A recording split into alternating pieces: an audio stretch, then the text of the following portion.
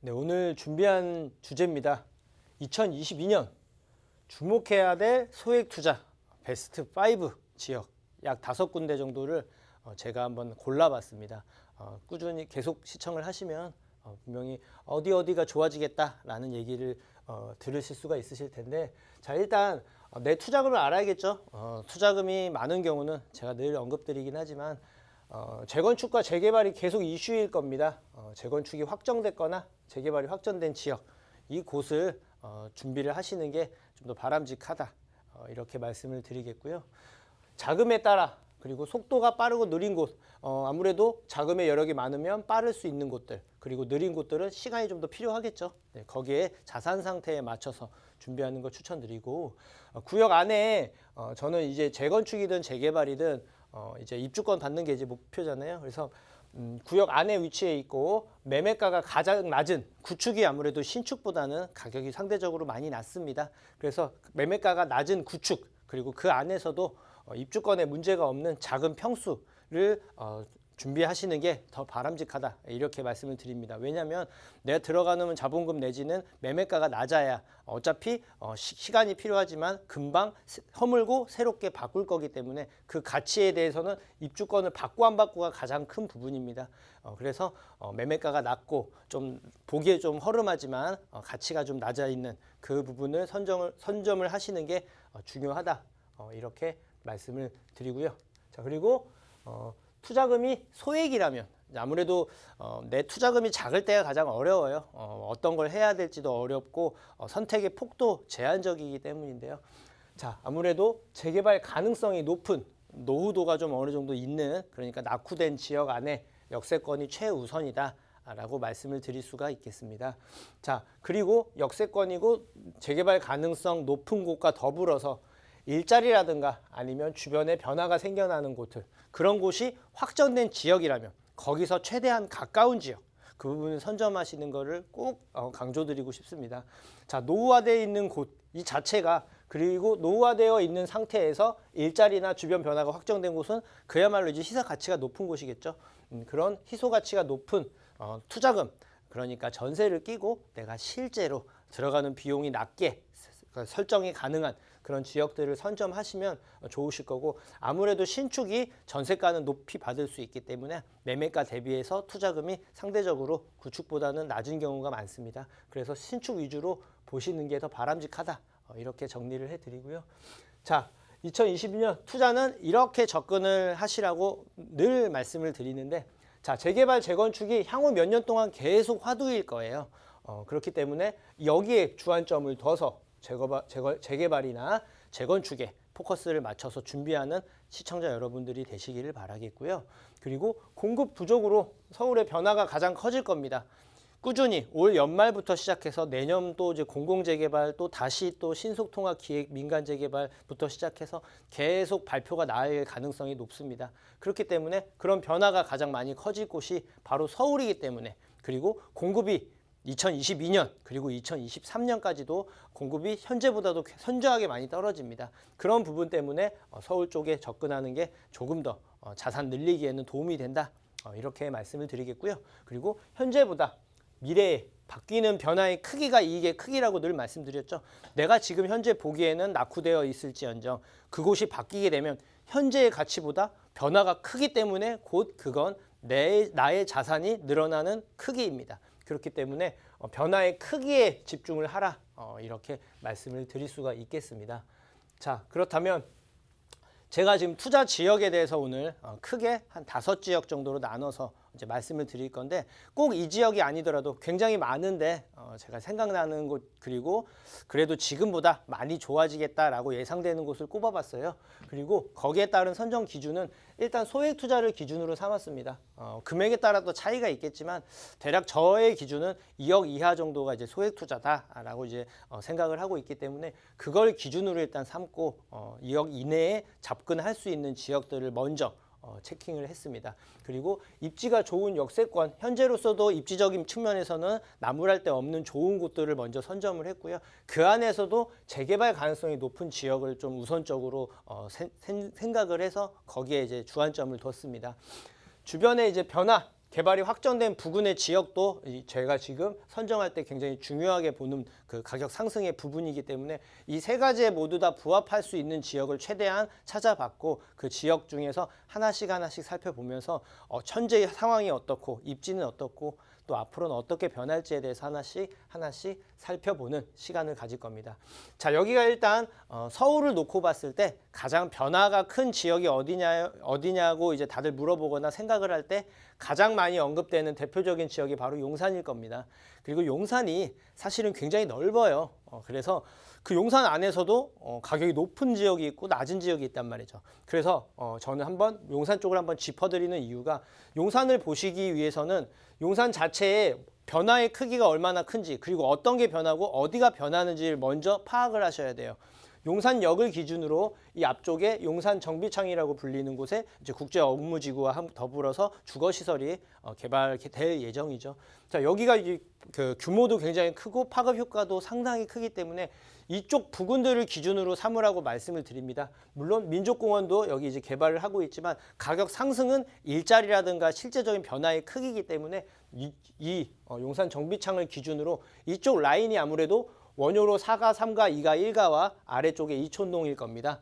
그래서 이쪽 부근으로 보시는 걸 항상 추천을 예전부터 드렸고 앞으로도 지금보다도 더 많이 좋아질 겁니다 라고 이제 말씀을 드리는데 문제는 뭐냐면 이쪽 지역들은 소액이라고 불릴 수가 없을 정도로 굉장히 금액대가 높게 형성이 되어 있습니다. 그리고 일부 지역은 지금 이미 신속통합기획 민간지 개발을 추진했기 때문에 현금 청산의 문제점도 있을 거고 또 마찬가지로 또 이제 가격도 굉장히 고점에 올라와 있는 부분이 있기 때문에 우리는 이럴 수 있는 곳들 이만큼 가치가 높아지고 계속 언급이 될 수 있는 지역들을 관심 가지라고 말씀을 드리고 거기에 이제 포커싱을 잡아서 자 그럼 제2의 용산처럼 좋아질 곳이 어딘지 하나씩 짚어드릴 건데 그 중에 이제 대표적인 지역으로 저는 항상 말씀드리긴 하는데 서울역을 꼽습니다.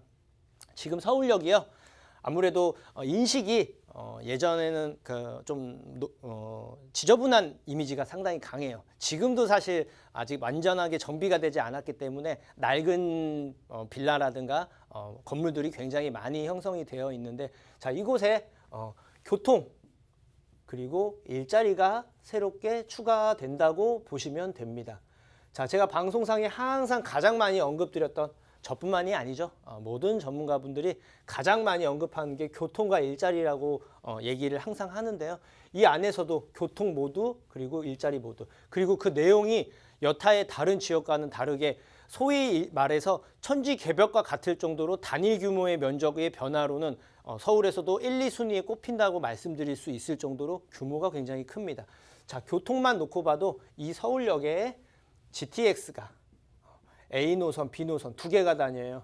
서울에서는 청량리역, 그리고 삼성역, 그리고 서울역 이 세 곳이 두 군데 이상 다니는 교통 지역입니다. 핵심 지역이라고 볼 수가 있는데 GTX AB 노선이 생기기 때문에 그만큼 얘기도 많았고 실제로 가격도 많이 올라와 있는 상황인 건 분명합니다. 또한 서울역이 가장 아쉬웠던 게 지금도 교통편은 좋아요. 1호선부터 시작해서 상위선, 4호선, 경의중앙선, 뭐 KTX까지 모두 여러 노선이 다니고 있는데 가만히 보시면 서울 안에서도 가장 중심 지역이고 가장 사람들이 많이 이용하는 위치가 바로 강남역, 강남 쪽 그리고 여의도 쪽일 겁니다.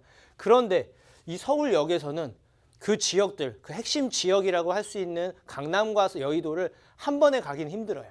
다 갈아타야 됩니다. 그런 접근성이 좀 떨어지다 보니까 의외로 거기에 따라서 사람들이 많이 찾지 않는 지역이 주거용으로는 그러다 보니까 좀 많이 소외를 받았던 지역인데 GTX가 생기면 아무래도 강남을 손쉽게 갈 수가 있겠죠. 그리고 또 신분당선 생기네요. 신분당선도 이제 강남과 분당을 한 번에 갈 수 있게 되는 굉장히 노선이 좋은 황금 노선을 가지고 있는 여기 지하철이 생기는 거고 또 여의도도 신안산선 생기잖아요. 그쵸? 자, 신안산선도 생기기 때문에 더 좋아지고 수색광명철도까지 자, 노선이 총 5개가 생기죠. 자, 그리고 그 내용을 보시면 노선들도 굉장히 중요한 위치들을 한 번에 갈 수 있는 좋은 노선이라는 거예요. 그래서 현재보다 미래가 훨씬 더 밝은 지역이 바로 이 서울역입니다. 그래서 이 서울역이 항상 제가 접근을 항상 하시라고 말씀을 드렸던 거고 자 그런데 문제는 뭐냐 이 서울역을 중심으로 놓고 자, 가격대가 굉장히 높아졌어요. 그리고 일부 지역은 이미 재개발을 진행하고 있거나 추진하고 있는 단계까지 이르렀습니다.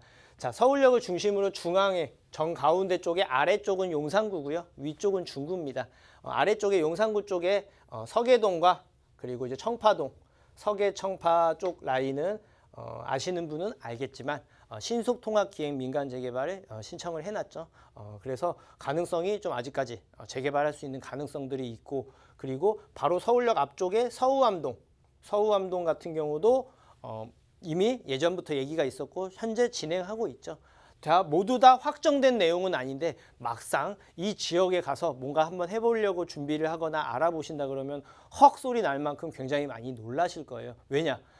금액이 굉장히 많이 높게 형성이 되어 있습니다. 아직 확정이 되지도 않았는데도 현재 가치가 이럴 정도인데 확정이 되게 되면 가치가 더욱 높아지겠죠. 그래서 소액으로 투자하기가 굉장히 접근하기가 어려운 부분이 있습니다. 자, 여기에서 제가 주목할 부분이 뭐냐면, 자, 여기들도 예전부터 얘기는 있었지만 잘 진행이 안 되고 실제로 하기가 어려운 부분이 있었는데 작년 말부터 이제 얘기가 공급의 규제가 공급 일변도로 바뀌면서 올해 이제 실제적으로 서울시장이 또 당선이 되면서 개발의 포커스를 잡아서 혜택을 많이 수혜를 입은 지역입니다. 자, 그럼 이렇게 될 수 있는 곳을 찾는 거예요.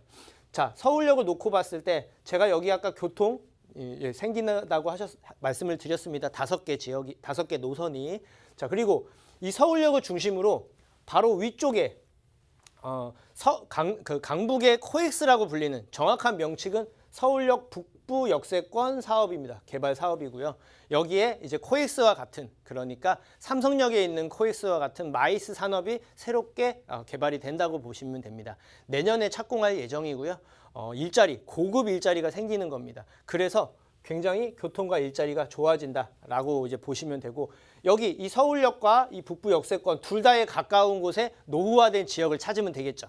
예, 이렇게 보시면 되고, 여기서 이제 유의할 점, 제가 말씀드렸듯이 서울역과 강북 코엑스 모두에 가까운 지역, 그리고 서계동, 서우암동 뭐 이런 곳들은 재개발이 추진 중이에요. 그래서 이제 아닌 곳들, 소액으로 들어갈 수 있는 곳들로 투자를 하는 걸 이제 추천을 드리고, 근린생활시설은 피해야 됩니다. 여기뿐만 아니고 다 같이 마찬가지긴 한데 근린생활시설이 쉽게 말하면 상가주택입니다. 이 부분은 규모가 굉장히 커야 돼요. 쉽게 말씀드려서 대지 면적이 90제곱미터 이상이 돼야 입주권을 받을 수가 있습니다. 그런데 그런 물건 자체는 많지도 않을 뿐더러 금액이 수십억일 겁니다. 그렇기 때문에 근린생활은 피하시는 걸 추천을 드립니다. 가격이 굉장히 낮게 형성되어 있어서 혼란스러울 수 있기 때문에 문제없는 주택을 준비하시는 걸 추천을 드리고요. 자, 두 번째 지역, 자양동입니다. 자, 제가 한강변의 그 가치는 늘 말씀드렸기 때문에 뭐 길게 말씀은 안 드리겠습니다. 바로 다리 하나만 건너면 우리나라에서 가장 비싸다는 압구정, 그리고 청담, 삼성, 그리고 잠실입니다. 그만큼 입지적으로 굉장히 좋은 곳임에도 불구하고 다들 아파트로 좋게 바뀌어 있지만 유일하게 빌라촌으로 계속 남아있는 대표적인 지역이 바로 이 자양동이에요. 늘 말씀드렸지만 여기가 자양 4동, 3동, 2동, 1동인데요. 자, 이 군데에서 4동이 가장 유망하다고 늘 말씀을 드렸었습니다. 그리고 투자를 계획하시는 분들, 자산을 늘리려고 하시는 분들한테 제가 정가운데 큰 길가에 놓여져 있는 곳에 아래쪽인 한강변을 보시라고 늘 말씀을 드렸어요. 하지만 사동의 대표적인 1구역과 2구역은 이미 신속통합기획 민간재개발을 신청했기 때문에 이제 곧 발표가 나죠. 네, 여기 같은 경우는 이미 소액으로 접근하기가 힘들어졌습니다. 그래서 그럴 수 있는 곳을 찾아야 되는데, 그러기 위해서는 노후도도 봐야 될 거고 주변에 바뀌는 게 있냐 없냐를 살펴봐야 됩니다. 그래서 저는 이쪽 4동, 3동, 2동, 1동 중에 노후도가 어느 정도 맞아떨어지면서 빌라촌으로 이루어져 있는 곳이 바로 4동과 2동입니다. 다만 2동 같은 경우는 일부 지역은 노후도가 안 맞거나 시간이 오래 걸리는 경우들이 있어요. 그 부분은 잘 살펴보시길 바라겠고요. 자, 이 자양동을 기준으로 바로 구의역 앞쪽에 구의자양 재정비 촉진지구라고, 여기가 복합시설이 지금 현재 공사 중이고요. 그리고 이제 공설터미널이 강변역에 바로 있죠. 여기에 이제 스타필드를 포함해서 기타 상업시설들이 새롭게 유치가 될 예정입니다. 이런 부분들을 보시고 확정된 호재들을 바탕으로 거기에 접근성이 좋고 그리고 역에서도 최대한 가깝고 노후도가 맞아떨어지는 그런 곳들이 아마 이제 사동 1, 2구역이 이제 결과를 봐야겠지만 이 다음에 진행할 지역이 될 거다라고 말씀을 드리기 때문에 그 부분을 눈여겨서 살펴보시면 된다라고 답변을 드리겠습니다. 자, 1, 2구역 같이 재개발 진행될 지역을 찾는 게 중요하고요. 주변 개발이나 변화가 확정된 곳 부근을 노리는 거 굉장히 중요하죠. 그리고 최대한 역에 가까웠으면 좋겠죠. 그러면 그만큼 희소 가치가 높은 곳이기 때문에 그런 한강변에 유의 깊게 보셔라 라고 말씀을 드립니다. 또 하나의 지역은 장인뉴타운입니다. 이쪽이 다 장인뉴타운입니다. 현재 절반 이상은 이미 이제 완료가 됐고 절반 정도가 이제 추진을 하고 있어요. 그 중에서도 지금 소위 말해서 이쪽 앞쪽에 11구역 그리고 위쪽에 13구역 그리고 8구구역 있고 그리고 이쪽에 15구역 이렇게 추진을 하고 있는데 현재 15구역만 이제 조합 설립 바로 직전이죠. 나머지들은 현재 신속도합 기획 민간 재개발을 추진하고 있거나 공공 재개발 이제 하고 있어요. 네, 이렇게 이제 변화가 예상되어 있는 곳들이 있는데 이곳들이 진행하면서 이주 수요가 많을 겁니다. 그래서 거기에 맞춰서 가격 상승할 수 있는 부분을 찾는데 이 장애뉴타운처럼 노후도가 맞아 떨어지면서 개발이 이루어질 수 있는 곳을 찾는 게 중요한데 포인트를 잡아드리자면 현재 기준으로는 여기 다니는 곳이 상월공역과 돌고지역 두 개밖에 없습니다. 그래서 여기 기점으로 삼으시고 이 위쪽은 장애뉴타운이라서 확정이 돼서 소액으로 들어가기가 어렵죠. 그래서 이렇게 여기처럼 바뀔 수 있는 곳들 이쪽 라인이 이제 석관동 일대인데 일부 지역은 이미 지금 가로정비주택 사업을 하고 있고 일부는 재개발 추진하고 있고 일부는 얘기가 나오고 있는 걸로 압니다. 아직까지는 저평가되어 있다고 판단을 하고 있고 위쪽에 북쪽에 위치하다 보니까 상대적으로 다른 곳들보다 가격 상승이 좀 둔화됐었던 경험이 실제로 있었는데 최근에 이제 가격이 좀 올라가고 있는 추세입니다. 이곳도 아직까지 여타의 다른 지역보다는 소액으로 초소액으로도 접근이 가능하실 거예요. 이 대신 이쪽을 보실 때는 역에서 가까우면서 노후도가 맞아 떨어져서 어떻게든 진행할 수 있는 가능성이 높은 곳들을 선점하는 게 굉장히 중요하고 그리고 주거시설을 갖춰져 있는 그런 곳들을 보시는 걸 추천을 드립니다. 역세권은 기본이고요. 노후도가 높은 저층주거지를 공략해야 됩니다. 그래야 재개발 가능성이 높고 빠를 겁니다. 그리고 향후 몇 년 동안 수많은 이주 수요에 대비해서 여기는 1, 2인 가구가 아니고 3인 이상 가구의 수요가 많기 때문에 거기에 맞춘 3룸 이상으로 매수를 하는 걸 추천을 항상 드리고요. 1억 이하의 초소액으로 접근이 가능한 수익률로 봤을 때는 더욱더 여타의 다른 지역보다 더 높을 수 있는 그런 전략이 필요하다. 이렇게 정리를 해드리고요. 자, 여기 같은 경우는 세 번째 지역은 이쪽 중구에 위치한 신당, 동대문, 청구 라인입니다. 이쪽 라인인데 여기들은 공통점이 있죠. 역들이 다 2개 내지 3개씩 다녀요. 신당, 청구까지, 약수까지 전부 다.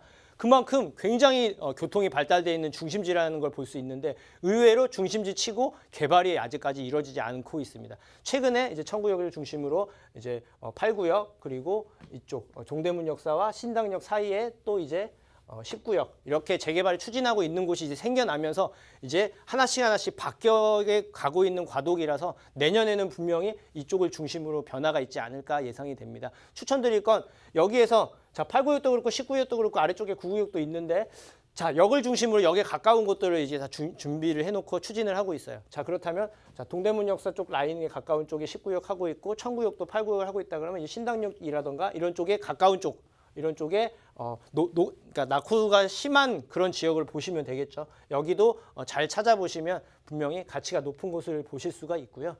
더블 역세권 이상이면 좋겠죠. 그런 좋은 입지를 활용해서 변화의 가치까지 있는 곳으로 보시는 게 좋고요. 그리고 재개발 추진하고 있는 곳과 같은 그런 노후도가 높은 지역을 공략을 하는 게 굉장히 중요하겠죠. 그리고 가격 상승을 목표이기 때문에 여기는 2인 이상, 1인 이상이 아니고 2인 이상이 거주를 목표로 하기 때문에 그런 수요가 많아요. 그래서 투룸 이상을 매수하는 걸 추천을 드립니다. 자, 마지막 대표적인 지역인데요. 여기는 좀 크게 잡았어요. 왜냐하면 공덕역을 중심으로 마포역 그리고 합정, 망원역 부근 라인들까지의 한강변을 저는 전체적으로 일컫습니다. 여기는 재개발을 보는 것보다는 가로주택 정비 사업 같은 소규모 형태의 정비 사업이 활발하게 이뤄질 걸로 예상이 됩니다. 여기는 노후도가 맞는 지역도 있지만 대부분이 노후도가 안 맞는 부분이 있어서 따로따로 이렇게 소규모 형태로 개발이 이루어질 거라고 예상이 되기 때문에 좀 큰 틀로 잡아봤어요. 여기는 아무래도 젊은 사람 수요가 많기 때문에 여기에 맞춰서 사람들이 뭔가 계속 수요가 일어나서 가격이 계속 상승할 거라는 점, 그리고 한강변 자체라는 그 변하지 않는 희소 가치를 지니고 있는 지역이고, 대표적으로 자양동과 더불어서 빌라촌으로 입지가 많이 굳어진 지역이죠. 그래서 아직까지는 소액으로 잘 찾아보시면 투자를 하실 수가 있는데, 여기는 조금 신중하셔야 될 게 뭐냐면, 이 지역이 만약에 10개의 지역이 있다 그러면 거의 한 8개에서 9개 지역은 재개발이 좀 힘든 지역이에요, 사실은. 왜냐하면 깨끗하고 정비가 잘 되어 있는 경우가 많습니다. 그래서 잘 꼼꼼하게 살펴보셔가지고 진행을 하셔야 되시고, 일부 지역은 이미 신속통합 기행 민간 재개발을 신청을 해놨고 추진을 하고 있고 진행하고 있는 지역들이 몇 군데 있을 겁니다. 그리고 가로주택 정비를 하겠다 말겠다 이런 얘기가 나오는 지역들도 있으니까 이 근처를 보시되, 추천드릴 건 이 한강변이면서 아무래도 역에는 좀 가까워야 될 겁니다. 그래야 전세 수요든 실수요든 사람들이 계속 찾을 거라서 그로 인한 가격 상승을 볼 수가 있거든요. 그래서 좀 바운더리를 좀 제가 넓게 잡았는데, 여기는 좀 쉽지 않은 부분인데 입지적인 부분으로 인해서도 가격 상승 요소가 뚜렷할 거고, 그리고 일부 지역들의 경우는 소규모 정비 사업을 형태를 갖춰서 개발할 가능성이 높다, 이렇게 말씀을 드립니다. 자, 노후도 높은 지역은 많지 않아서 옥석가리가 필요해서 굉장히 어렵습니다. 저도 이 지역 방금 말씀한 지역은 판단이 쉽진 않아요. 젊은 층의 수요에 맞춘 주택에 집중하라고 말씀을 드립니다. 역에서 가깝고 낡은 것보다는 오히려 새로운 되게 좋은, 살기 편한, 깨끗한 그런 걸 많이 선호하기 때문에 거기에 맞춰서 접근하는 게 필요하다라고 말씀을 드리겠고요. 대학가 부근이 많아요. 그래서 이제 하숙집이나 상가주택이 다른 지역보다 좀 더 많은 편에 속해 있습니다. 없는 지역은 없을 거예요. 너무 많은 지역은 피하시라고 말씀을 드립니다. 왜냐? 재개발할 때 걸림돌로 될 가능성이 굉장히 높기 때문에